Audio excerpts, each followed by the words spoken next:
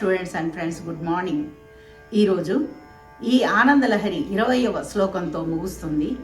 శంకరాచార్యులు విరచితమైన ఈ ఆనందలహరి, లహరి అంటే ప్రవహించడం అన్నమాట.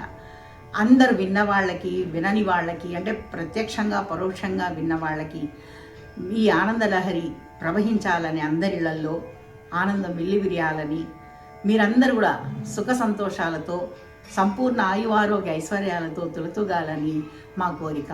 ఈ ఆనందలహరి అందుకనే చెప్పడం జరిగింది. మీరందరూ కూడా ఆనందించి మమ్మల్ని ఆశీర్వదించారు. ఈ 20 శ్లోకంతో పూర్తవుతుంది.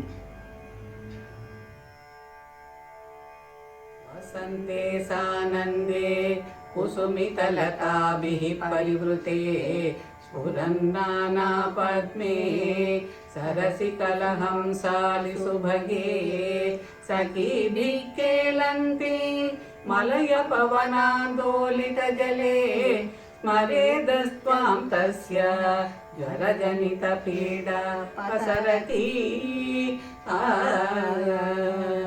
వసంతే సానందే కుసుమితలతాభిః పరివృతే స్ఫురన్నానా పద్మే సరసికలహంసాలి సుభగే సఖీభిః కేలంతి మలయ పవనాందోలిత జలే స్మరేదస్త్వాం తస్య జ్వరజనిత పీడా పసరతి.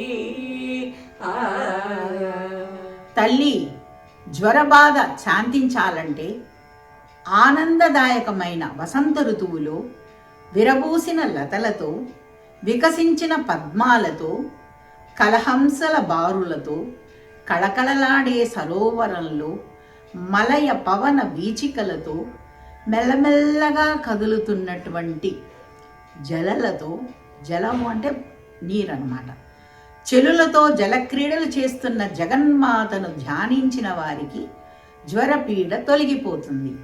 అంతేగాని కష్టాలన్నీ తొలగిపోయి అందరూ సుఖంగా ఉంటారన్నమాట.